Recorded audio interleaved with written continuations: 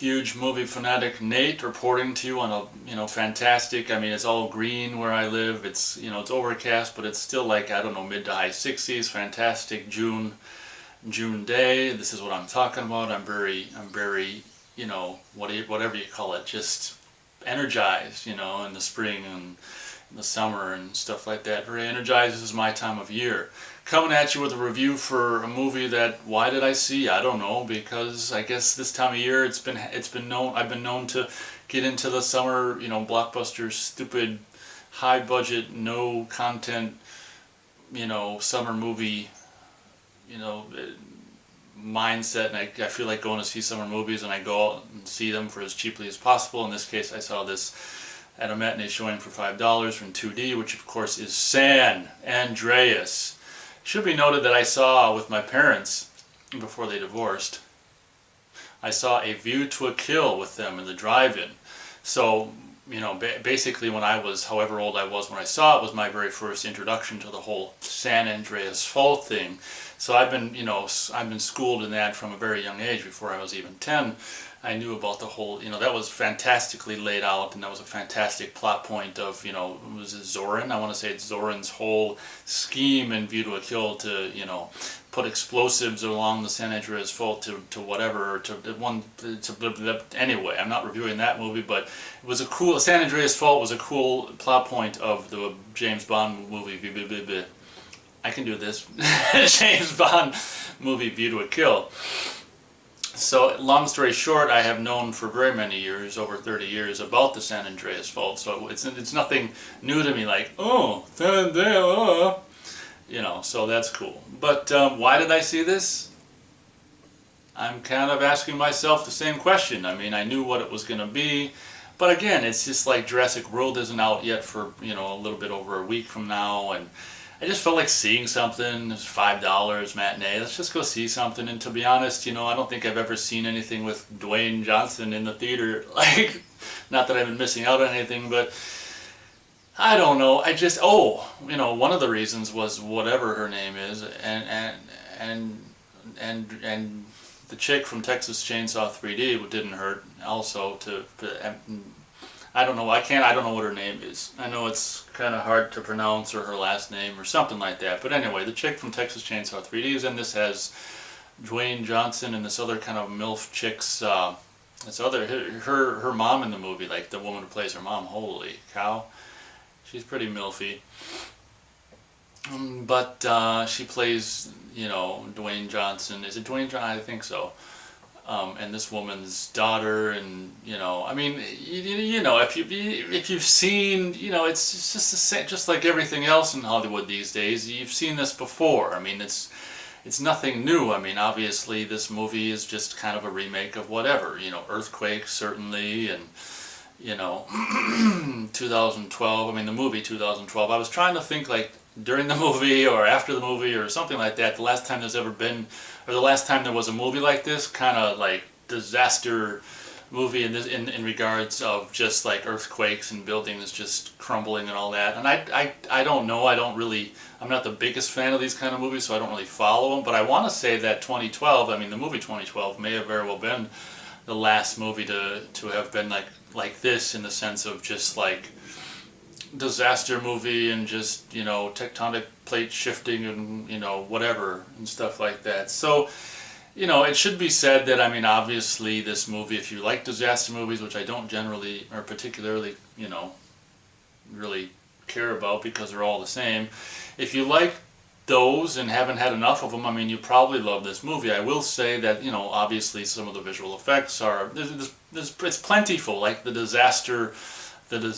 stuff, the disaster scenes, and we'll just say the disaster stuff. I mean, the disaster stuff is plentiful, and I imagine maybe 3D it's cooler. I don't know. I didn't see it in 3D, but whatever.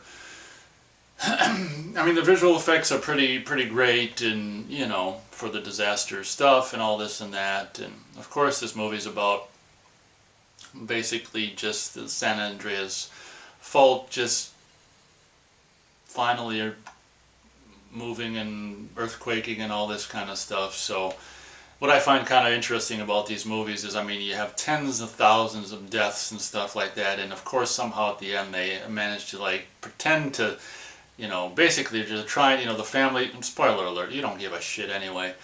Yeah, obviously the family, everything's fine with, Dwayne Johnson and his family and shit. The whole movie, I'm just going to spoil this whole movie because there's nothing, the whole movie just centers around, basically the family coming together. I mean, they're like going to get a divorce, him and his wife, and he rescues her, and then they're together, and then the rest of the movie is they're just the quest to go rescue the daughter, and whatever. I mean, you're not going to have a lot of really intricate plot aspects in this. One thing that's really funny is the guy who played whatever his name was from the first Fantastic Four movies of the first decade of the 21st century or whatever. The guy who was also in that James Cameron executive produced movie called what the hell is it called? Shit. Sanctum 3D, the one that came out relatively soon after Avatar, and they were kind of really banking on the whole Avatar shit. And executive producer James Cameron presents Sanctum 3D. But anyway, the guy who was Reed Richards or whoever the hell he was in that Fantastic Four movies was like the bad guy in Sanctum, and it's funny because it's like just the exact he's not as bad in this one, but he kind of plays the same part where he's this rich asshole who's just like all just about self-preservation and at anyone else's expense and shit. So on a side note, that's kind of funny. Like, though I've got typecast and just the rich asshole who only cares about himself. Damn it! I wish I'd make another Fantastic Four movie. Oh, they did. Why didn't you call me?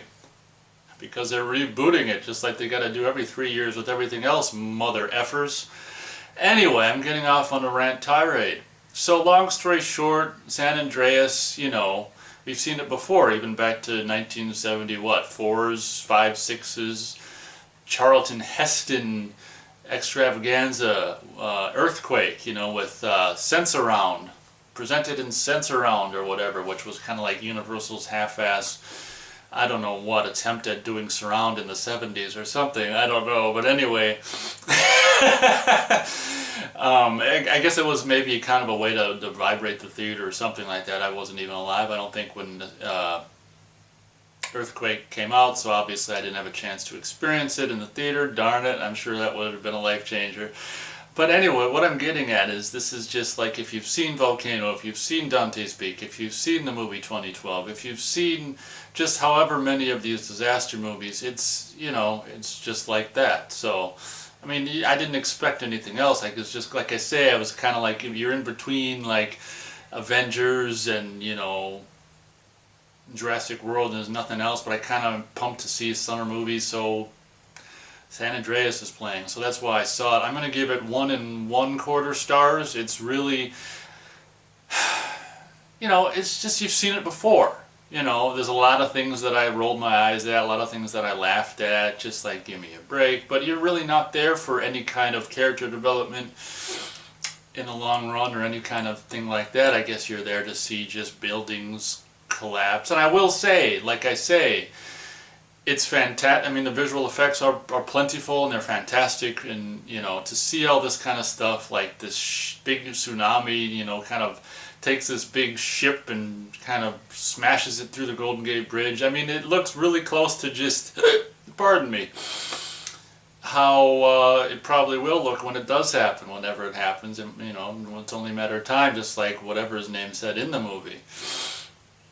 So, what's her name, of course, from Texas Chainsaw 3D was, very attractive or whatever, and I kind of was in the theater, I was like, smiled when that guy's leg got hurt or whatever, and finally she wore, she got to take off her shirt or whatever, like a jacket and a shirt to reveal herself in the tank top to wrap the shirt around the guy's leg. I wish, if it could do like a fan cut or something like that, I would have had that guy's leg get damaged like as soon as we saw him, so, her jacket and shirt could have come off at the beginning of the movie, but at least they did it.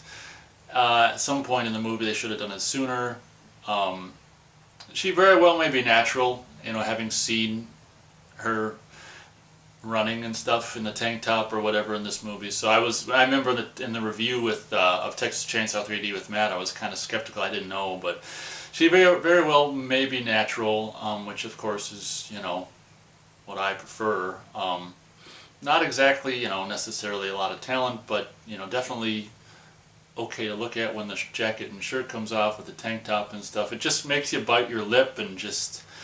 Anyway, I'm going on and on. So that's my review for San Andreas. You've seen it before if you've seen a disaster movie, but whatever. I mean, I guess kind of like I'm a fan of Friday the 13th movies. They could make one of those, or at least back in the heyday, every year, which of course they did for nearly 10 years, and I just eat it up. So if you're a fan of disaster movies, by all means, go check out San Andreas. You'll probably love it. It's just, you know, little to no character, you know, I mean, they do a little bit of that, this and that and stuff and whatever, but it's, you know, whatever. It's just that, you know, the stuff that the kind of thing, in closing, what really bugs me about these movies is like, what's her name from Texas Chainsaw 3D gets trapped in a car, and then the guy and his little brother come to save her, and it's just like, you know they're going to save her, and it's just like this, you know, there's no question. It's just a matter of how long is it going to take to save her. And I guess that's one of the things I hate about movies like this is, well, you know they're going to save her, and now we just have to kind of, you know, this is where we can go to the bathroom or go get popcorn or something, and, you know, during the part where they're trying to save her, and they just drag it out, no, and there's no stress